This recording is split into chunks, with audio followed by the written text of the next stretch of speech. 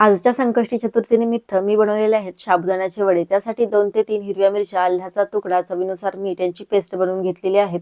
2 बटाटे उकडून घेतलेले आहेत, ते आता स्मॅश केलेले आहेत. साबुदाणे मी 1 वाटी रात्रीच भिजत घातले होते, तेही मिक्सरला मी अर्धे कच्चे वाटून घेतलेले आहेत. त्यामुळे आपला शाबू वडा तेलामध्ये अजिबात फुटणार नाही. आता साबुदाण्यामध्ये स्मॅश केलेला बटाटा, हिरवी मिरचीची पेस्ट, चवीनुसार मीठ, शेंगदाण्याचं कूट घालून हे सर्व मिश्रण एकजीव केलेलं आहे.